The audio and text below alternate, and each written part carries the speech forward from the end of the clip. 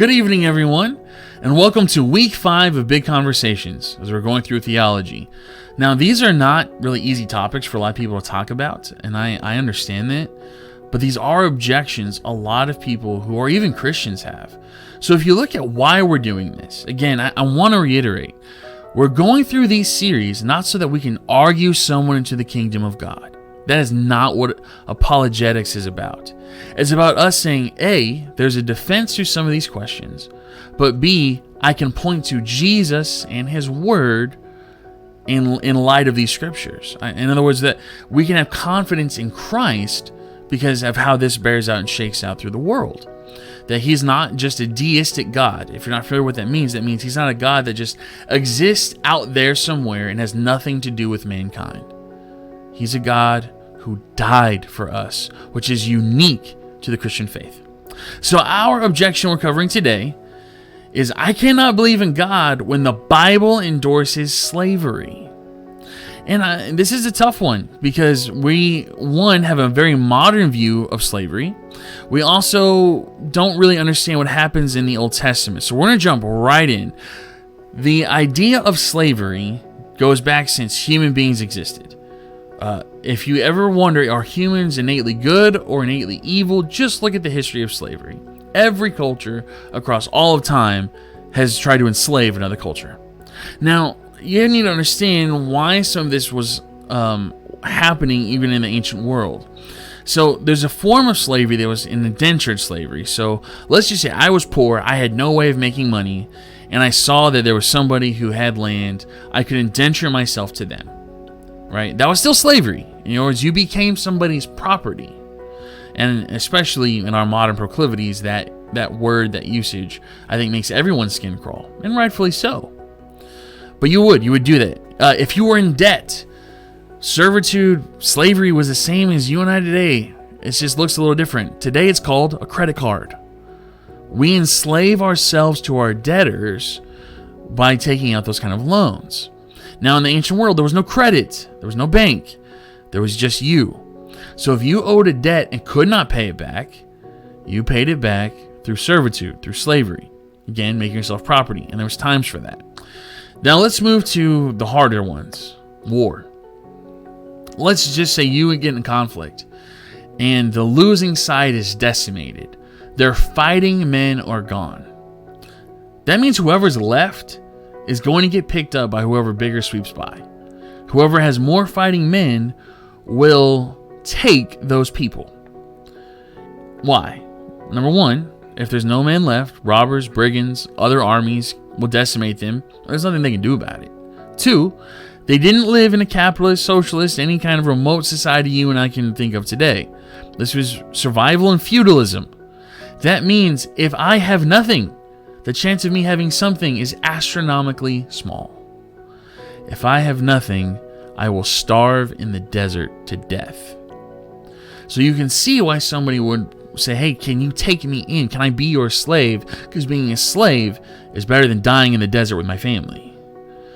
Again, does it excuse in the SIF? No, but it gives us a radically different context. Many of us think slavery, especially what we're going to read in the Old Testament, is there was people out there picking strawberries and cherries, and the mean old Israelites came in and bound them up and took them out. That's not what happened. So let's read Leviticus 25:47 through 55.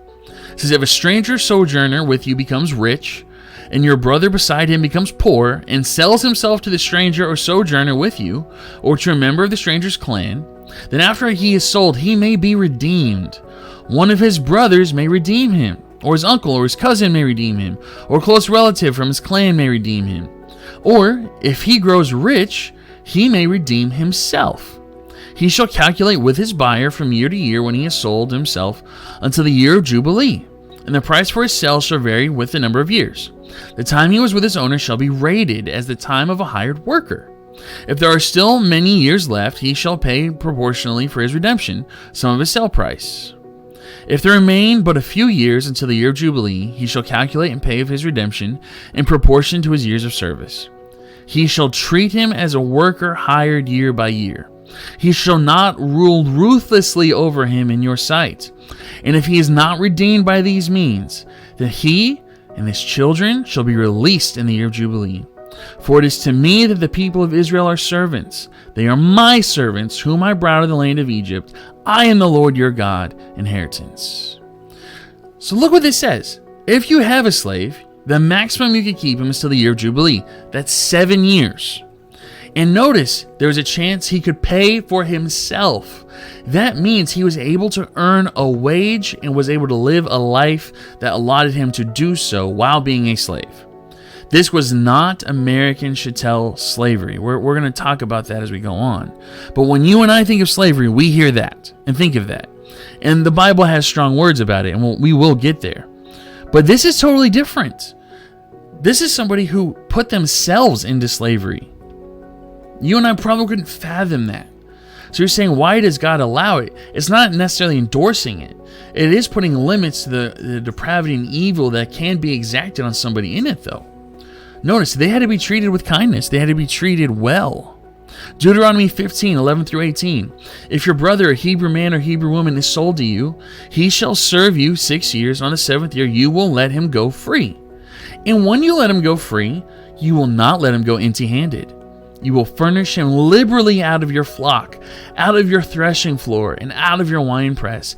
As the Lord your God has blessed you, you will give him. And you shall remember that you were a slave in the land of Egypt, and the Lord your God redeemed you. Therefore I command you this day, but if he says to you, I will not go from you, because he loves you and your household, and he is better well off with you, you will take an awl, and you'll put it through his ear into the door, and he will be your slave forever. And your female slave you will do the same. And it shall not seem hard to you when you let him go free from you. For half the cost of the hired worker he has worked 6 years. So the Lord your God will bless you in all you do. So there's a chance of redemption. Family could buy someone out. But there's a weird clause here. If your slave does not want to leave you. That has a lot of context behind it. A, you were treated in such a way you want to stay. B, you were given enough that staying was better than being given out of the livestock and threshing floor and winepress. They were given land and materials when they were done. In other words, when their servitude, it had a finite ending. And yes, children were brought in, but they had the same laws applied. You say, why would they enslave children? Would you rather them take the children away from the families? Notice, they're also living as family. They're allowed to have families, not just be separated and seen as just cattle to be threshed out. Right? They're given dignity. And then it says, if they want to stay, you have to keep them. So think about that.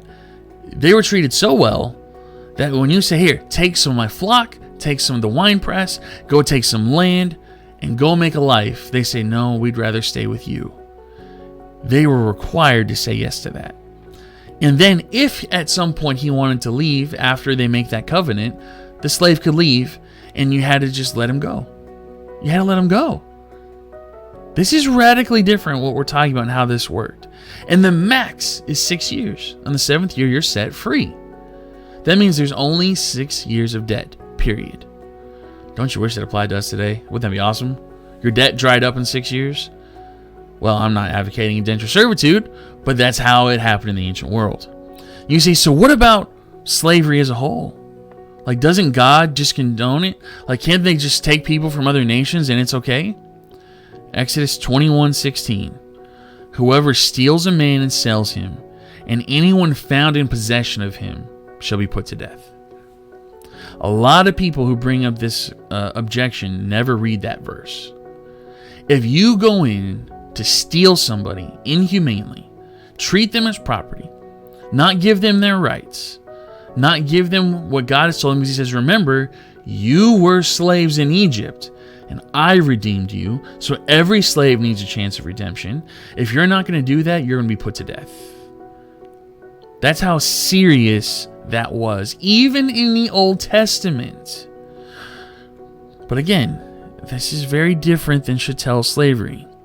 If we're being very honest, everyone who participated in the transatlantic slave trade would fall under Exodus 21:16, not under these verses we read prior.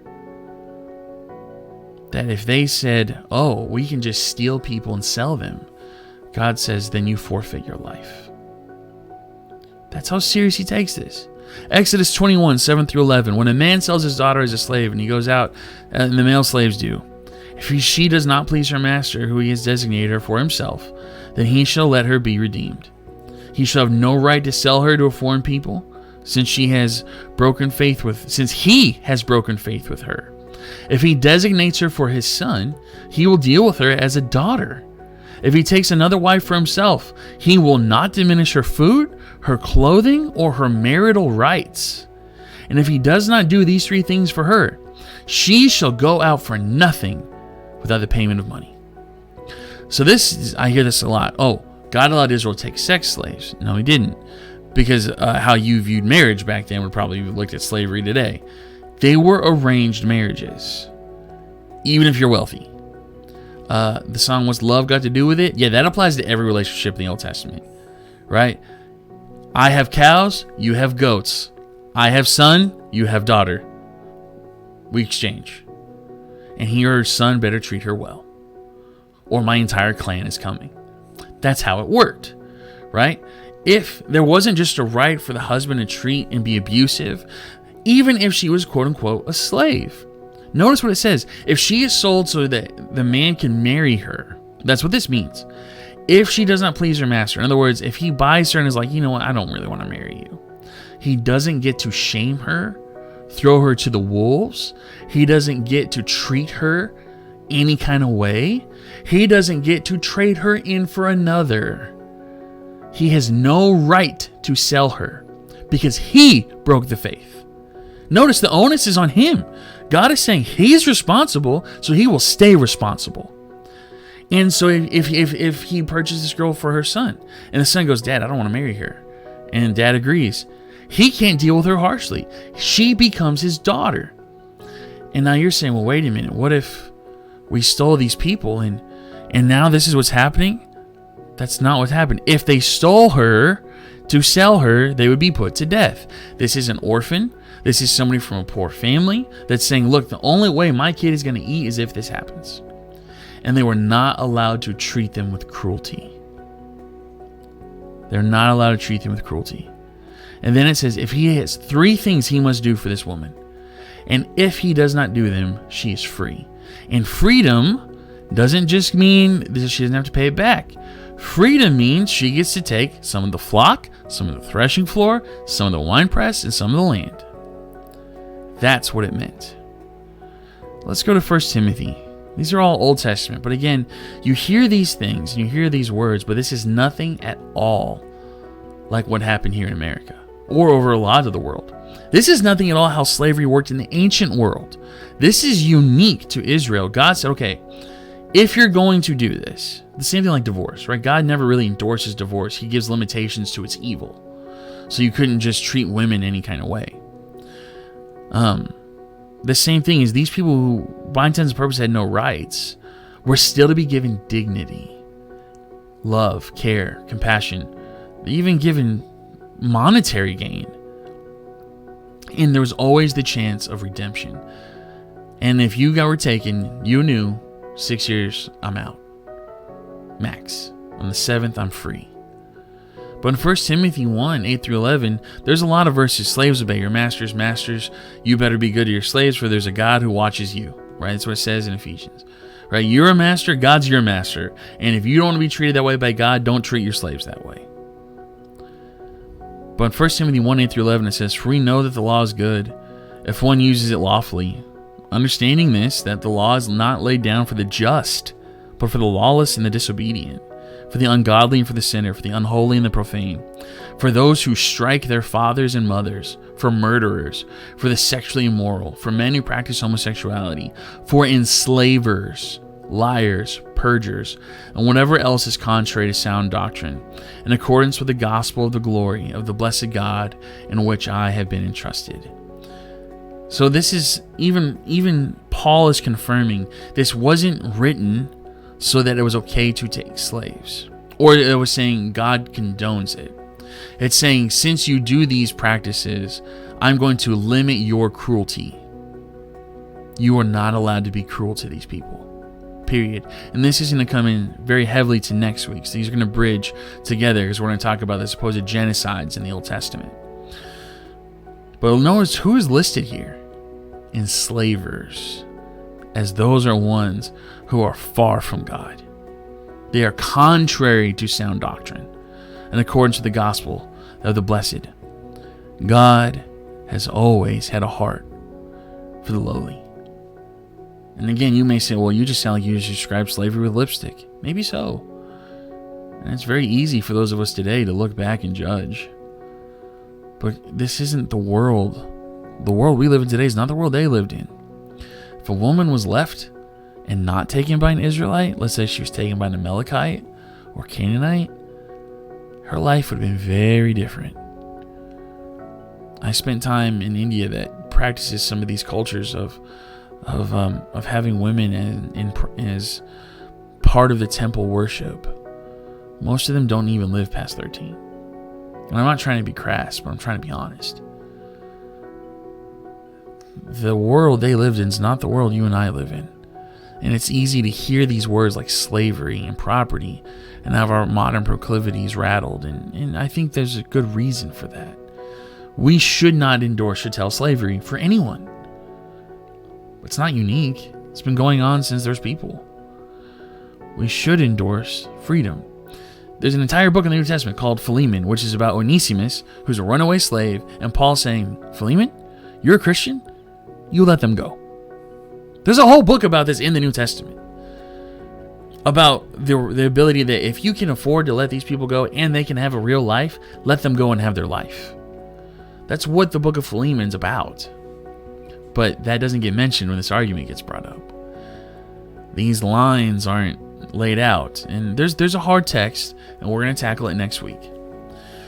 But I want to thank you for joining us and being a part of these big conversations. Maybe this is a question you've had. What God endorsed, or what God co-signed, I'll say. I'm not saying he made this to happen. But what God allowed to happen was not like you and I think it is today. It was filled with dignity. Like I said, there was rules that if they wanted to stay with you, you had to keep them. You couldn't say no to them because of their love for you and the family and your love for them. Notice this is about treating people right, even if they're quote unquote property, where many, many cultures fall short. You let any empire and you can see their cruelty. And we're no different. But neither is anyone else, except the ancient Israelites. There was an exception to the rule. Now, does that mean people didn't take advantage of this? No. But there was a law for that. It says if you beat your slave and they die, you're to die. If you're to steal somebody, you're to die. You couldn't just steal people and treat them any kind of way and get rid of it. So thank you all for joining us. And I pray that this has at least answered a question. And as you go through your text in your small groups and wrestle through some of these things, please let us know how this is going. If you have any questions, reach out to staff newday416.church. If you have any prayer requests or anything we can help with, please let us know. Thank you for joining us. We love you. God bless, and we'll see you on Sunday.